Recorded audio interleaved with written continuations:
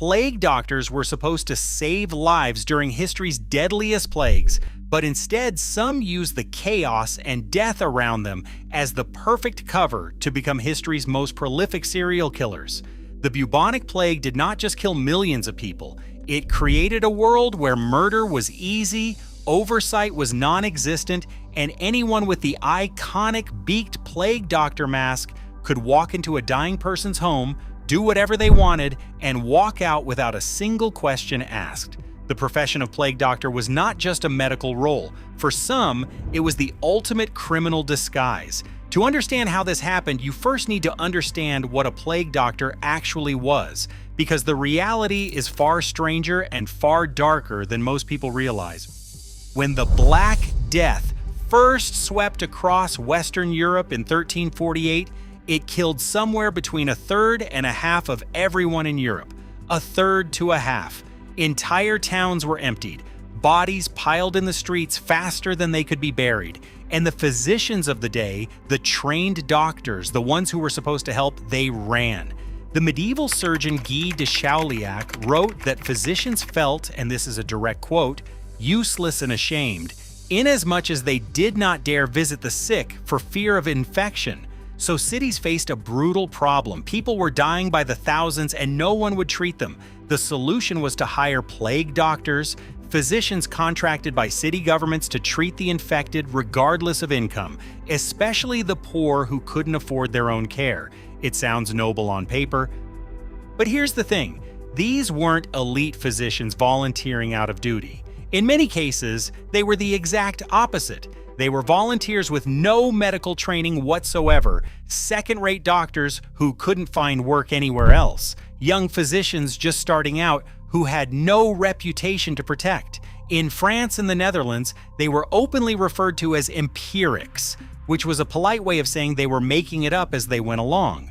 One of the rare exceptions was a young French apothecary named Nostradamus, who worked as a plague doctor in Provence in the 1530s and 40s before he became famous for his prophecies.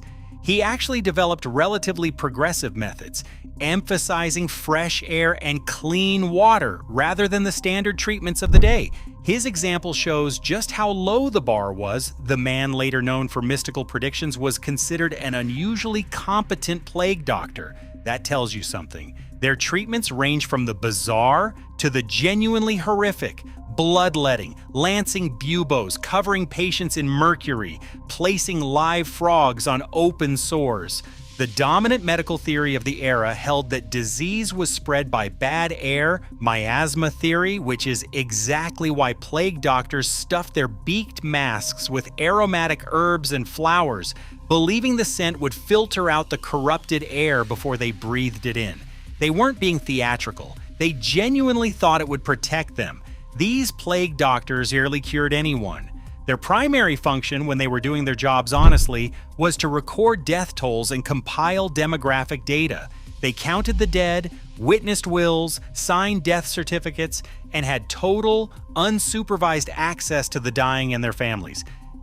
Now think about that from a criminal's perspective. You have a job that requires no qualifications, no background check, no real oversight. You wear a full-body costume that completely conceals your identity, a long waxed coat, gloves, a wide-brimmed hat, and that iconic beaked plague doctor mask stuffed with herbs and aromatics.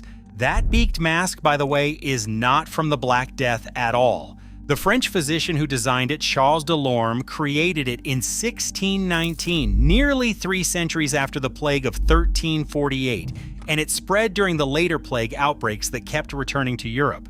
Delorme himself lived to the remarkable age of about 94, but the costume he created didn't just protect against disease, it made the wearer anonymous, unrecognizable, a walking symbol of death that people instinctively avoided. You had exclusive access to patients already expected to die. You controlled the death records. Bodies were being thrown into mass graves or burned by the cartload, so disposing of evidence was trivial, and the entire society around you was in such a state of panic and collapse that no one had the resources or the inclination to investigate whether a patient died of plague or of something else entirely. It was the perfect storm for predators, and predators came. Many a dishonest doctor took advantage of bereaved families, holding out false hope for cures and charging extra fees, even though they were supposed to be paid by the government rather than their patients. Some were con men, draining the dying of their last coins. Others were thieves, and some were far worse. Consider the legend of the Four Thieves of Toulouse. During one of the great plagues that struck the city in the 17th century, the story goes that 4 men were arrested for a crime that horrified even a population accustomed to mass death. The line most often quoted about them claims to come from the archives of the Parliament of Toulouse, though that attribution actually traces back to a 20th century writer, and the tale itself is told with different cities and different dates, depending on who tells it. During the Great Plague, 4 robbers were convicted of going to the houses of plague victims, strangling them in their beds, and then looting their dwellings. For this, they were condemned to be burned at the stake. Let that sink in. These weren't doctors, strictly speaking, but they operated in the same space, the same ecosystem of death and anonymity that plague doctors inhabited. They entered the homes of the sick, killed people who were already too weak to resist, and robbed the dead. The twist to their story is almost darkly comic. When they were caught, the judges were astonished that these men hadn't contracted the plague themselves, despite their intimate contact with victims. The thieves offered to reveal their secret formula, a concoction of herbs and vinegar they claimed protected them from infection in exchange for leniency. Whether they received it depends on which version of the story you believe. But their recipe, known as Four Thieves vinegar, became one of the most famous folk remedies in European history, a murderer's trade secret repackaged as medicine, and the Four Thieves weren't an isolated case. During plague outbreaks, cities were so desperate for anyone willing to handle the dead that they released convicted murderers and thieves from prison on the condition they help with the removal and cremation of bodies. Convicted killers were given unrestricted access to the dead and dying. The logic made a grim kind of sense at the time. Who else would do it? But it also meant that the very people society had identified as its most dangerous members were now roaming freely through plague-stricken neighborhoods, entering homes, handling bodies, with no one watching. This pattern wasn't limited to continental Europe either. The Great Plague of London in 1665 killed roughly 100,000 people, nearly a quarter of the city's population, and created the same conditions of anonymity and collapse that had made Toulouse so dangerous 30 years earlier. Plague doctors moved through the city unchallenged, their authority absolute, their identities hidden behind those beaked masks. You might think this is all ancient history, that the intersection of medicine and murder is a medieval problem we've long since solved. But the pattern didn't end when the plague subsided. It evolved. Medicine has arguably produced more medical serial killers than any other profession, and the reasons are disturbingly consistent with what made plague doctoring so attractive to criminals: access to vulnerable victims, control over the narrative of death, trust that goes unquestioned, the power to decide who lives and who dies. Take Edinburgh, 1828. The city's medical schools were desperate for cadavers to dissect, and legal supply couldn't meet demand. Enter William Burke and William Hare, 2 Irish immigrants who stumbled into the body trade when one of Hare's lodgers died owing rent. They sold the corpse to Dr. Robert Knox, a prominent anatomist, for £7. Easy money. But rather than wait for people to die naturally, Burke and Hare decided to speed up the process. Over roughly 10 months, they killed 16 people. Their method, which became known as burking, involved suffocating victims without leaving visible marks on the body, making the corpses highly valuable for dissection because they appeared to have died naturally. They would get their victims drunk, then one would sit on the chest while the other covered the mouth and nose. Clean, quiet, untraceable. Dr. Knox, who purchased every body they brought him, was never charged with a crime, never even called to testify at the trial. The public knew better, though. A popular Edinburgh rhyme captured the sentiment perfectly. Burke's the butcher, Hare's the thief, Knox the boy that buys the beef. The case was so notorious that Robert Louis Stevenson later immortalized it in The Body Snatcher, and the word Burke entered the English language as a verb meaning to smother someone or to suppress something quietly. The scandal was so severe that the British Parliament was forced to act. The Anatomy Act of 1832 was passed directly in response to the Burke and Hare murders, expanding the legal supply of cadavers to medical schools and closing the loophole that had made body snatching so profitable. It was one of the few times in history that a serial killer's crimes directly reshaped national legislation. Burke and Hare were amateurs compared to what came later. In 1891, a man named Herman Webster Mudgett arrived in Chicago and reinvented himself as Dr. H. Holmes. He built what journalists would later call the Murder Castle, a 3-story building near the 1893 World's Fair designed from the ground up as a killing machine. The first floor housed a pharmacy, the third floor had apartments, but the second floor was a labyrinth of soundproofed rooms, trap doors, secret passages, gas jets that could be activated from Holmes' bedroom, and chutes that led directly to the basement, where he kept acid vats, a cremation kiln, and a dissection table. Holmes was meticulous about secrecy. He routinely fired construction workers before they could learn enough about the building's true purpose to report him, so no single worker ever saw the complete picture.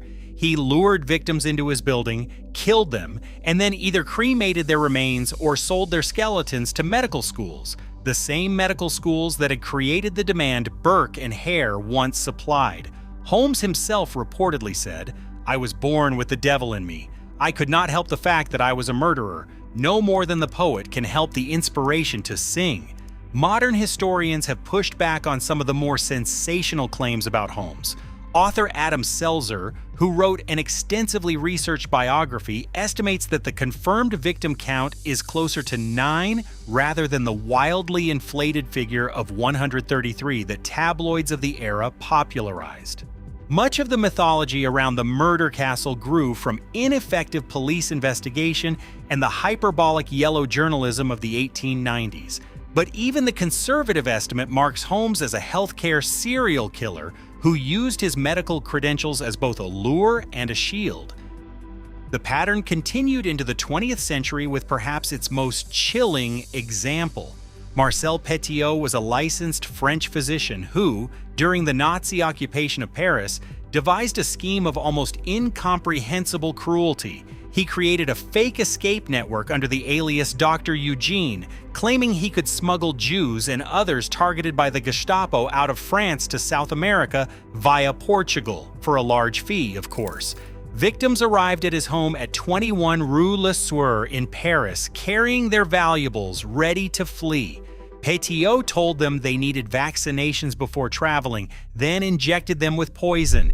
He murdered at least 23 people, though investigators suspect the true number could be anywhere from 60 to 200, mostly Jewish refugees already being hunted by the Nazis.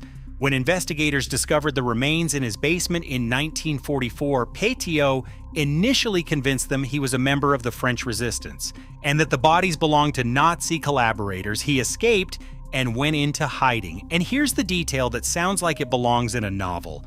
Under a new assumed identity, Petiot was actually drafted to help with the manhunt to find himself. He was eventually captured, tried, and guillotined in 1946. A medical serial killer who used the tools and trust of his profession to murder the most vulnerable people during one of history's darkest chapters. And then there is Harold Shipman, a quiet, bearded general practitioner in the English town of Hyde, Greater Manchester.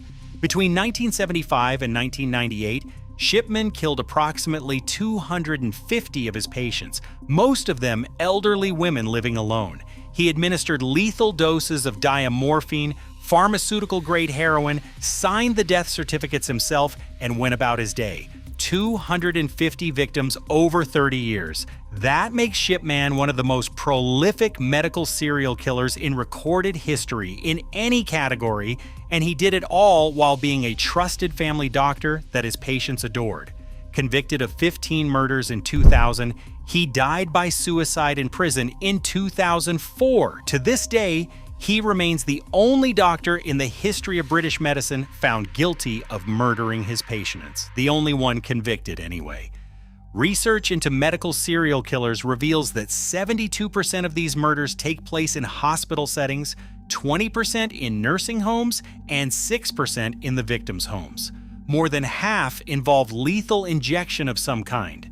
The methodology has not changed much since the plague years. The core elements remain identical: access, trust, authority over the vulnerable, control of the death narrative. There's a through line here that stretches across 7 centuries, from the unnamed charlatans who pulled on beaked masks and entered plague houses in early modern Europe, to the Four Thieves strangling the sick in Toulouse, to Burke and Hare suffocating lodgers in Edinburgh, to Holmes building his murder labyrinth in Chicago, to Petiot injecting poison into refugees in occupied Paris, to Shipman quietly ending the lives of grandmothers in a small English town. The costume changed, the mask came off, but the fundamental dynamic never did. Medicine offers something that no other profession can match, something that has drawn predators for as long as healing has existed: the intimate, unsupervised power over life and death, granted freely by a society that desperately wants to trust its healers. The plague doctor didn't disappear when the plagues ended. The plague doctor evolved. The beaked mask became a white coat. The waxed cloak gave way to a stethoscope. And the question that haunted medieval cities, the question of who exactly was behind that iconic beaked plague doctor mask, is one we still haven't fully answered. Charles Delorme, the man who designed the iconic plague doctor costume, lived to about 94, an almost miraculous lifespan for someone of his era. Maybe the costume really did protect him. Or maybe the lesson is simpler than that. The people who design the masks are rarely the ones who suffer the consequences of what's done while wearing them. The next time you see that distinctive silhouette, the wide hat, the long beak, the dark robes, remember that it wasn't just a symbol of medicine. It was a symbol of anonymity. And in times of plague, anonymity was the most dangerous thing of all.